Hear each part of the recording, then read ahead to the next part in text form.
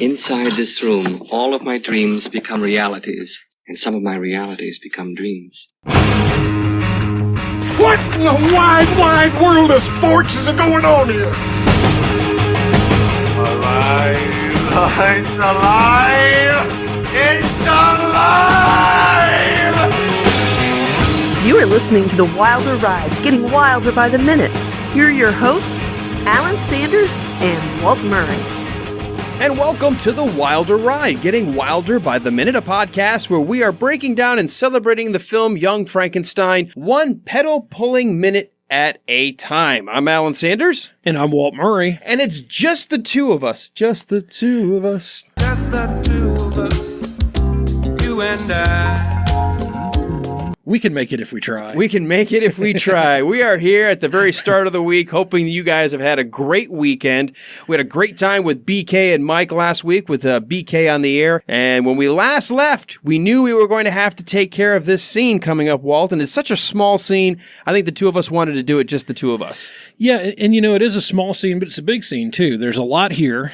There's a lot about the folks that were in this scene. And, of course, it's a pivotal scene for the movie and for the character development, but it also has a lot of the 1931 Frankenstein pulled into it. This is a true shout out to not only the book, but of course a huge scene in the original 1931 film that ironically was initially cut for an earlier audience because they didn't want to see this horrific moment. Then, and we're kind of jumping all over ourselves, but is in the movie now. The movie you see that's either on reruns or if you've bought the movie, it's in there. And the scene where Frankenstein's creature first meets the little girl. So let's set the table. We're at minute 66, and we do start with a girl sitting on the edge of what looks like the well, looking down and dropping flower petals into the well, singing a song. And at the very end, realizing they're all out of flowers, the girl says, "Oh, what shall we throw in now?" And that's where we will end this minute. So let's start off with one of the most annoying kids' songs that's sung in a movie. "Oh, I love my pretty little flower." This really rivals any children's song of any show or movie ever. It is terrible. It is. I mean, I know it's a kid's song. I guess it's supposed to be sung by a little kid, but it's almost, "Oh, I love my pretty little flower." It's like Elmo. Oh, yes. Elmo. Hey guys, I'm Elmo. I shouldn't have said anything. Are we watching Young Frankenstein? See, and this is why the monster should throw her in the well. Well, that's if it had been Elmo, it should have been. It would have solved a lot of problems for a lot of families. When this minute first starts off, and honestly, it's another one of those moments where we have a little bit of daylight, but it is kind of an overcast sky. We don't get the sense of full sunshine, but it is a daylight scene. Well, that's because in Transylvania, the weather cooperates with the tone and mood that you need for the scene. Whatever the scene calls for, absolutely. Weather, on-demand weather. See, for all of their problems, they at least figured that out. Yeah, they nailed that. No, I would love that. Seed the backyard. I need about 10 minutes of rain. All right, sun back out. Perfect. Yeah, if you're saying something ominous, you know you're going to get lightning and thunder. Yeah, when I walk in the door and the wife says, "I thought you'd be home at 8. Dun, dun, dun.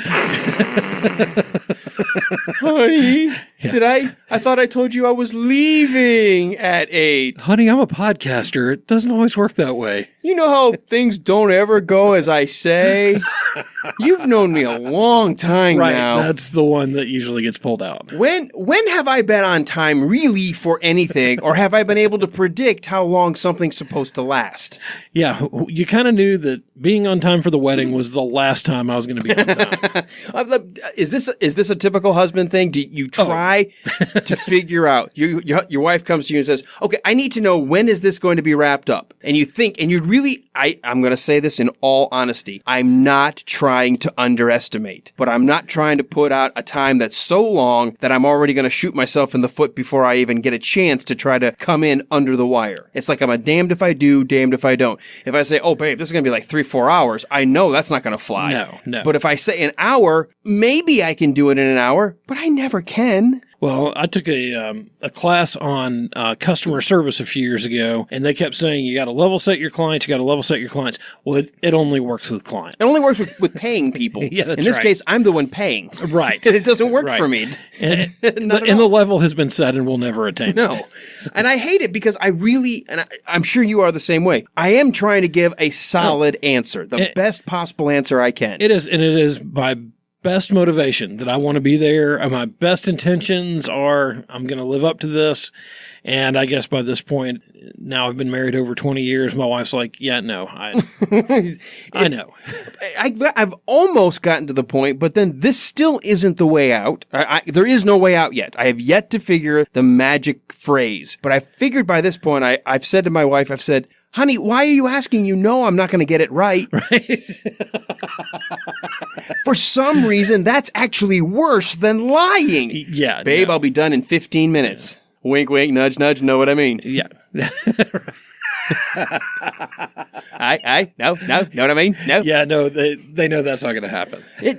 I have to keep working on this. There's got to be a doctoral thesis waiting for someone to figure out what is the magic phrase when that significant other of yours comes up and says, how much longer?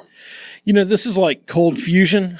Theoretically, there should be an answer to this. On paper, it's supposed to work. On paper, it's supposed to work. It does not work, and it will not ever work. The greatest minds in history have sought to plumb the depths of these questions, Alan, and there is no answer. So, well, the weather at least cooperates here in Transylvania and seems to be very timely when you need it. The framing of this shot, let's talk about it for a minute. It's a really neat way to establish what we consider something that might be precarious without having to tell us. Like the very moment you see the shot, you could say, well, she's standing on the edge of a wall, or maybe she's on the roof. Nope, there's a bucket.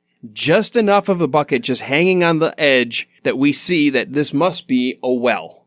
Yeah, and it really is, in those first couple of seconds of the scene, a really neat shot because you have her just sitting there and you understand what's kind of going on there, kid playing at the well, and then all of a sudden the 7-foot tall gorilla steps into view. And when you're shooting from literally the bottom of the well up, you know, he looks huge filling in that frame. Yeah, he looks coming like up a to the girl. tower standing there.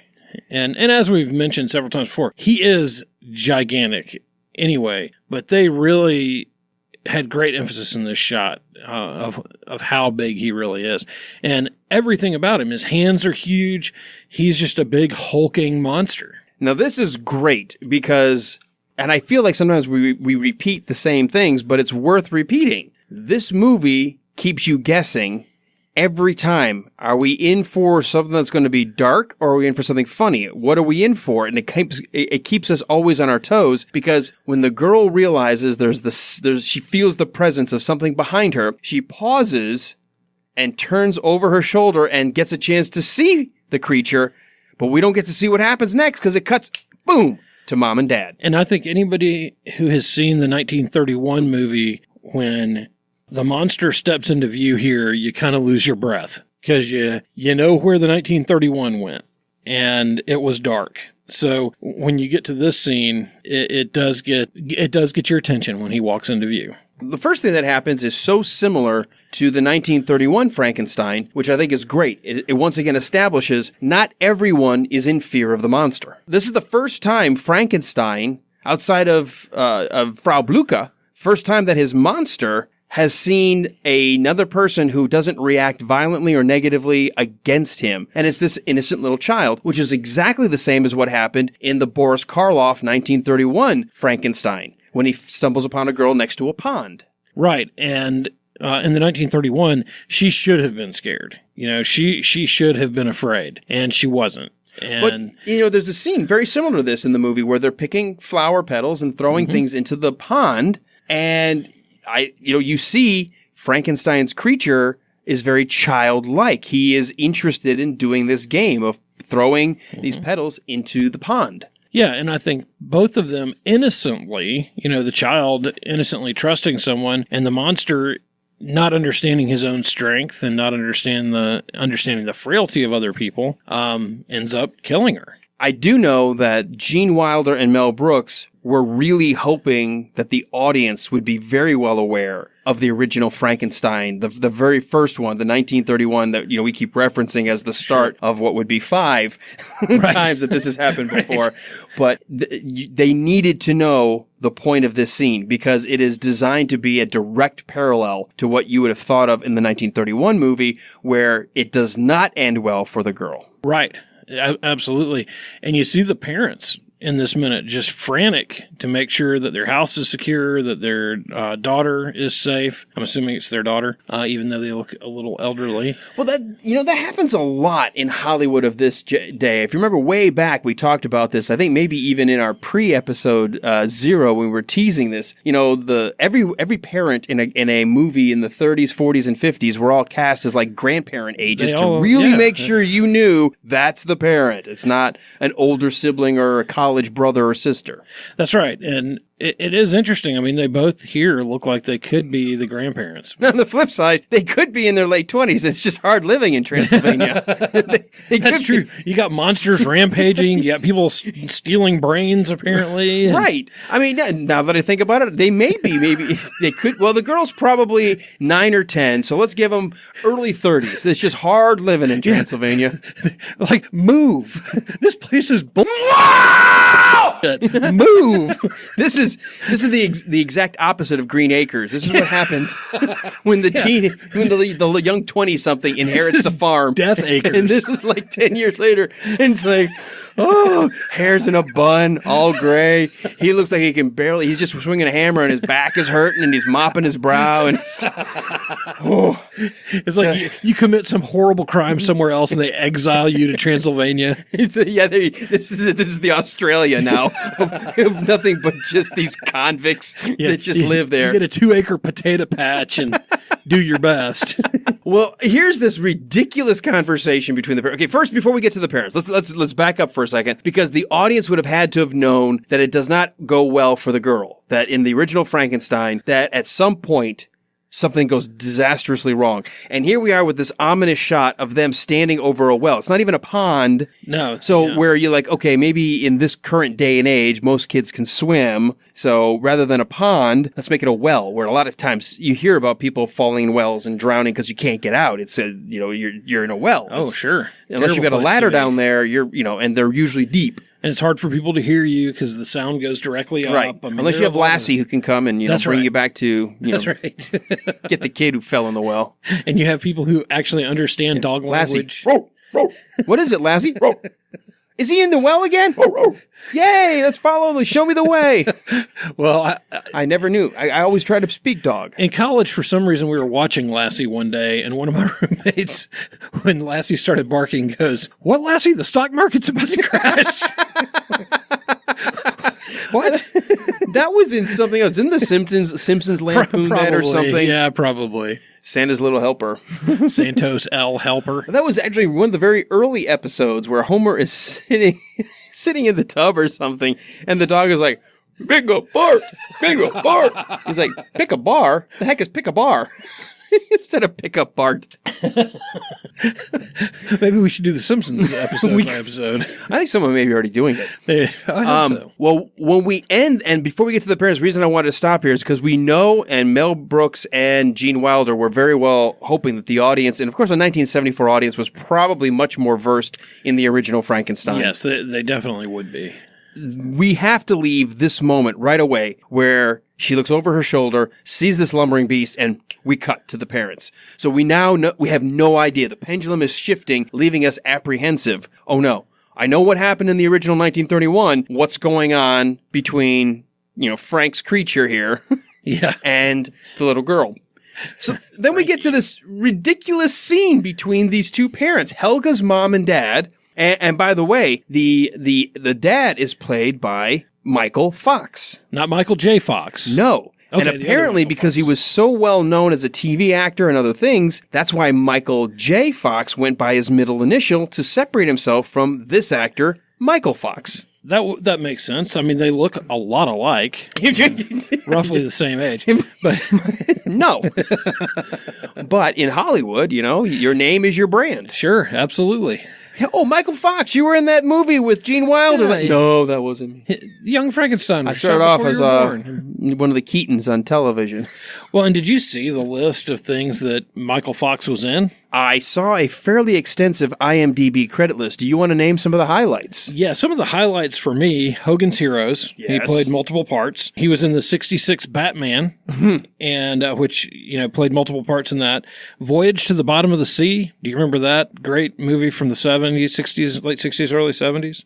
He was on several episodes of Perry Mason. The Twilight Zone, which was, one of my favorites. And a questionably horrible movie by Sylvester Stallone, Over the Top. the arm wrestling nightmare. You know what? When we start talking about movies like Over the Top, we've got a guy coming in later this week who has the Rocky Minute. That's right. And we've got to ask him, what was the birth of the montage? Because everything's better in a montage. And I know Rocky 4, which he hasn't gotten to yet. I know these guys are only getting ready to, they just finished Rocky 1. But I know we got to ask him, did Sylvester Stallone invent the montage? Because Over the Top has that same thing. Let's show him training for all of these things that he's going to come into contact with. He's arm wrestling. And it is. It's even over the even top. the montage isn't that great and over the top. But the other one, his last role, Michael Fox's last role, he played a rabbi on NYPD Blue, which in my mind is one of the best cop shows ever. And they had their scriptures stolen. And I just happened to catch that episode not too long ago. And it's funny, he has an American accent, but he uses kind of the rabbi accent in that movie. And you can hear the echo of this character in NYPD Blue. Yeah, what is the accent he's using here? Is this the closest we're going to come to somebody speaking maybe Austrian, which is where the original Mary Shelley Frankenstein takes place? All I can guess is that the same accent coached him who coached the person who did the Swiss Miss instant chocolate milk commercials. Swiss Miss? Instant cocoa. Because it's not great. No, it's not great. And, he's pounding in what looks like the last bit of boards across the windows. He does the most rickety job of putting those braces up, too. Well, and they're all on angles and all cockeyed. But as he pans into the room, walking across to meet what is going to be obviously his wife, I'm going to presume that's the door to maybe get in your house. Right, that he has no boards over. There is not a single thing. There's not a chair propped up. There's not a lock on the door. There's a dress hanging from the door frame. I'm not sure that that's going to be an effective use of intruder prevention. No, especially after he just tore the door off of the castle on the way out. Right. I don't even know that all these boards in a bank vault door would stop him. But no, that's not going to do a whole lot of good. I mean, because wouldn't you assume that's the exterior door based on the fact that you would come into a house, into the kitchen area, and then there's the steps that would lead upstairs? This isn't like going to a back bedroom, is it? No, it's not. It's very, well, it's very odd. They really don't do a great job of securing that place. He's going through all this work of ruining the window frame, all of the molding and everything, nailing these boards across the window, and the door, ding dong, hello, Avon calling. Yeah, and nails aren't going to do a whole lot against somebody who really wants to knock something like that out. Maybe if you use some wood screws or something, it might help, but this is not a great job of securing the house. Well, his very first lines is, as he walks over to the missus, he's like, "Thank God you put Helga to bed with all of this monster business." And I'm like, wait a minute. So Frankenstein's creature just escaped in the thunderstorm the night before. I mean, it's some hours have passed. Sure. But we haven't heard of anything that he's done yet. No. This is his first stop along the way. He had some breakfast and then came on over. So what is he saying with all this monster business? Was he like a town hall member? Did he get a report from the HOA meeting and they're worried that it could start again? And so with all this talk of this monster business, because it can't be that Frankenstein's creature's done anything yet. No, I wouldn't think so. And maybe the whole town's just kind of battening down the hatches because they've known what's happened 5 times before. Right. I mean, he even says that. He says, "I remember the last time it happened." Well, and one of the things I was thinking is, if you're going to secure the house that much, how are you going to get outside to get water or food or garden your 2 acres of potatoes or whatever else you need to do? they're kind of trapping themselves in the house. Yeah, maybe that's why he hasn't done the door yet. Maybe he's just worrying about the windows for now because he's worrying that the monster business is on its way. But he says with all of this monster business, it's not like with all of this monster talk or with all of this possible, or this could all be happening again. He actually does say the words with all this monster business Something's as if going down. Something's been happening already. Maybe he's one of the former, maybe he's going to be Professor X and he can just see what's happening. He just knows what's coming. Could be. Well, I mean, they got everything else in this town. Why wouldn't they have a medium that he could go to and get his fortune told, is the monster coming to my house? Here's something interesting. He does say to his wife, I'm glad you put Helga to bed. In the script, her name was supposed to be Heidi. Really? Not Helga. In fact, in the opening script, it says, after the little girl is playing, it says, oh, hello, my name is Heidi. Would you like to play with me? And the monster, So we don't see that the very first time we meet the girl. All we see is the stage direction of him coming up behind her and she turns around. We cut that or rearrange that. It's not in this minute because as we go inside, the father says, thank God you put Heidi to bed. With all these rumors of monsters, I take no chances. I remembered the last time. So the script said it's supposed to be with all the rumors of monsters. But with him, in this, whether they changed it on the fly or he just couldn't get the line quite right, just improvised on the set, he actually makes it seem like there's something present happening with all this monster business. Well, that's interesting. And it's subtle, but it is a pretty significant change. So the mother has an interesting response.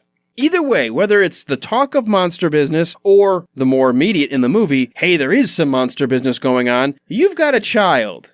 And I've come to you and I say, hey, please make sure Helga's in bed. And you think to yourself, but I told you, I have to turn over the roastenbraten.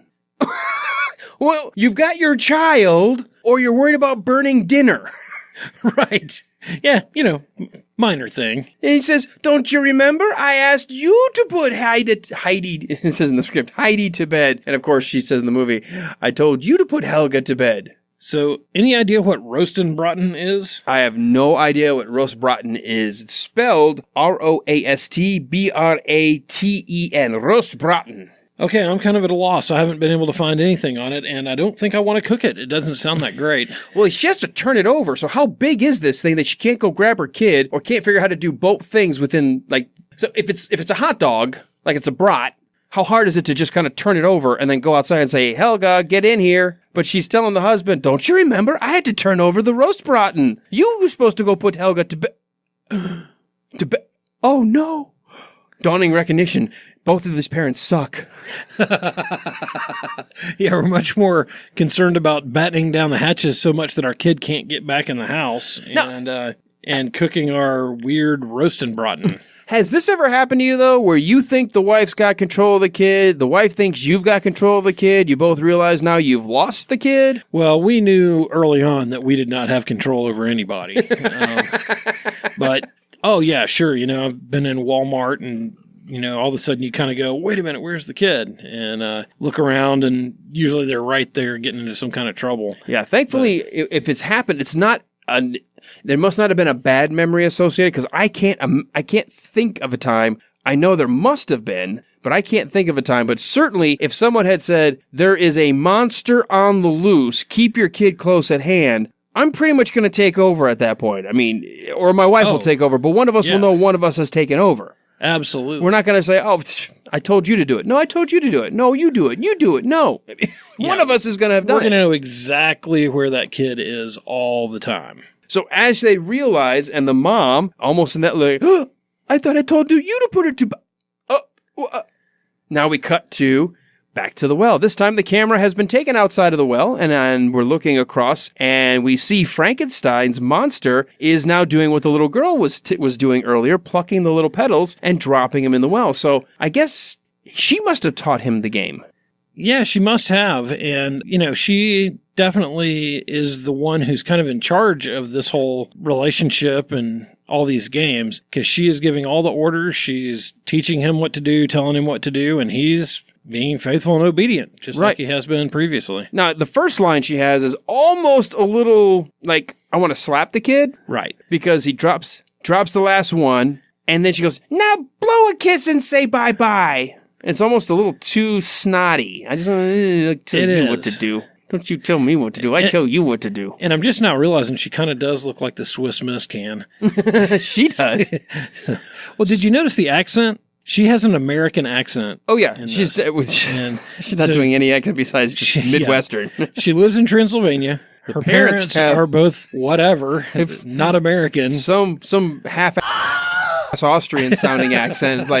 It's like this is like Arnold Schwarzenegger's drunk uncle or something. With all this monster business, get to the chopper. I'll be back. That's why Arnold has all that anger. Should have gotten Malta to give me a bunch of these lines in his German accent or his Schwarzenegger accent. So the reason it sounds the Schwarzenegger-ish to me, which makes me think that he is at least trying to do more of that Austrian, which is where Mary Shelley's Frankenstein's novel was set. Yeah, but this girl, not even a hint of anything other than American accent. American accent. We see, though, Frankenstein's creature is capable of understanding a pretty decent amount of vocabulary, including the girl telling him to blow it a kiss goodbye, which he slowly does, and he drops the last of the, stem now into the well, which triggers her to say, oh no, now what are we going to throw into the well? And I love it because, once again, if an audience knows what had happened in the original Frankenstein with him throwing her into the pond... Yep, you're thinking, drowns in that one because Frankenstein's monster doesn't know any better, doesn't know that, maybe this kid can't swim, and he doesn't think to go rescue her. He doesn't know that she's drowning. No. So when we have this moment here, once again, she makes this moment, and the camera even cuts into a close-up of her after looking down. Nothing left. What can we throw in now? And that's where we end the minute. But we're looking at oh no, you're not really, after he just got done throwing this flower, this precious, pretty little flower in the well, she's now asking, now what should we throw in the... your heart's racing. What's he going to do? Is he going to pick her up? Yeah, this isn't going the right direction here. Well, and it's kind of interesting, as frantic as they are about securing the house and taking care of her and everything, she is oblivious to the monster. They have not apparently mentioned anything to her about the dangers or be on the lookout for this crazy 7.5 foot tall maniac. They have really insulated her from the danger here. Right. She's out playing. They have no idea where she is. They each think the other one's taken care of. Actually, they both thought that she's up in bed. Yeah, or that the other parent had responsibility for her. Is this nap time then? Because it doesn't look like it's nighttime. It's not nighttime. So it must be that they think they've put her down for a nap. I guess so. When I was that age, I was kind of like her. I'll do anything to get out of a nap. Now that I'm my age, I'll do everything I can to get into a nap. Yes, absolutely. Hey, look at this couch. Seems like it'd feel nice if I stretched out for a minute, put the legs here, head here. Oh, this is a comfy couch. Perfect. You know what? I should try to give it a little test drive. How about 30 minutes of... Yeah, for me, it's usually, I'm going to sit and watch this Gay? And that's it. Wait, gay? The game is over. Oh, game. Oh, okay, game. I ain't going to watch this Gay. Really? You turn that on and off, can you? I watched it manly. Yeah, now I'm watching it gay. Hello. Maybe you mean it the old-fashioned way. I'm happy. I'm going to watch those happy people. Well, there is an interesting thing here before we wrap up this minute here, and we can continue this on tomorrow because the scene really does abruptly cut right in the middle of her line, and we will find out what she's asking about throwing. But there is actually a line after Mother says, I thought I asked you to put Helga to... It's supposed to be Heidi in the script, says Helga in the movie. Then Father running to an unboarded window and calling outside, Mutti, hast du Heidi schlafen gelegt? Which is something in German that we hear off screen, grandmother's voice yelling, Nein, ich hab's nicht getten. Which is really horrible German on my part, and Malta's going to laugh at me, but I guess that's supposed to mean, no, I haven't seen her either. So there's supposed to be a moment where they're running outside to a grandmother who maybe is watching Heidi/Helga, and then Father yells, she must be playing outside still, runs out yelling, oh my God. And that's where we come back to Heidi. Helga. Heidi plucks Helga. Dr. Helgastein. Dr. Heidi Helga plucks a petal, says bye-bye, and then she holds the flower up to the monster. He plucks a petal, throws it down in the well. She goes, now throw a kiss, now say bye-bye. And then Heidi says, oh dear, no more petals on my pretty little flower. What shall we... in now is what the line is eventually going to be. So that's where we end this minute. So again, some trimming and pruning to keep this moving along. We don't introduce an off-screen voice of the grandmother yelling back in German. We don't have him looking out through the window. We don't have him leaving, yelling outside, "Oh God, she must still be playing." Yeah, I'm glad The they goggles, tightened that they up. do not work. Yeah, they conveyed what they needed to. They were able to cut some space out of this, and I think it would have just, I don't know that it would have added too much time or anything to the scene, but I think I like the scene the way it is, and they did a great job cutting that down. All right. Anything else you have in your notes? Anything about the actors or people in this Well, I was going scene? to say, Ann Beasley, who plays the little girl here, plays Heidi Helga. Heidi Helga. She's kind of an interesting person.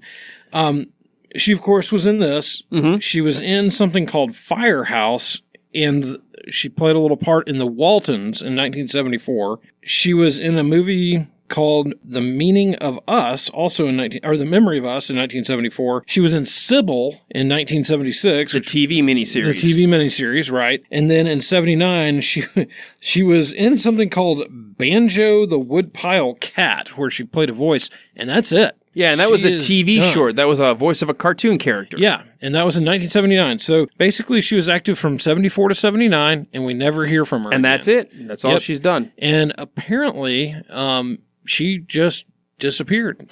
Did anybody check the well? Well, I think she's still in California, but I don't think she did any other acting or anything after this. Sometimes that just happens. Either you don't get parts, maybe you get bored of it. My kid got bored of gymnastics. Maybe she got bored of acting. Yeah, it could be. And we talked the other day about the kid from Willy Wonka. Yeah, the kid, the main character, the main character. Charlie. Yes. Yeah, that's the only thing he ever did. Had no desire to do anything more and became a veterinarian, went to school, a fantastic practice. And every now and then we'll speak at a convention or at an interview or something, but it's always just sort of like, hey, it was a great thing to have done, but it wasn't my thing. Yeah. Yeah, and I could see a lot of kids too. I've had some friends who cheer up, Charlie, pushed their children in a direction. Yeah, sometimes that happens when you push. Yeah, and the kid just loses interest or doesn't want to do it, and they go do something else. So, yeah. And she really didn't do a terrible job here. She was a good little actress, and she obviously didn't do a Bavarian accent very well. I don't know how you would possibly teach a kid to do that. So. Well, some are better than others. Well, Yeah. I want to push to have the audience come back tomorrow because we want to finish this scene that you and I taking on just this little snippet of the movie by ourselves, because we will be joined this week, as I mentioned. Doug Greenberg will be coming up starting Wednesday as we move into yet another stranger who the monster will stumble across. But let's remind everybody, how can they learn more about the Wilder Ride? Well, the best way to learn about the Wilder Ride is to go on our Facebook page, facebook.com/the Wilder Ride. Join the listeners group where there's a lot of conversation about the movie. There's a lot of conversation about Gene Wilder. And we'd love for you just to join in, get in that conversation, learn a little, contribute a little bit, and be a part of what's going on there. Also, you can go to our Patreon page, which is patreon.com/the Wilder Ride. There's several ways to get involved in helping us out here. And we're going to have some content there for you as well. And a big shout out to Tara Bain, who is a contributor via our Patreon page. She is at the associate producer level. She helps to produce these shows from time to time. And this Monday edition of the Young Frankenstein Recap, minute number 66, is brought to you by Tara Bain. Thanks, Tara. Thank you, Tara. Well, tomorrow, come back. We'll finish out the scene with the girl. We start off minute 67 with the girl finishing her sentence. She ended with, "What shall we throw in now?" And so we end with, "What shall we throw in now?" Frank, the monster, Frankenstein's monster, looking at her mischievously. And we do end with a blind man praying. And a lot happens in that 60 seconds in between. So when you're talking about the little girl, you're talking about Helga? Heidi. Heidi. Heidi Helga. Heidi Gaga. Swiss Miss? Heidi Gaga. Lady Gaga. Meat dress? All coming to you tomorrow on The Wilder Ride.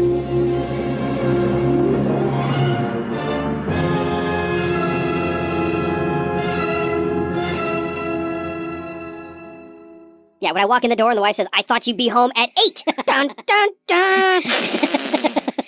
Honey, I thought I told you I was leaving at 8. Honey, I'm a podcaster. It doesn't always work that way.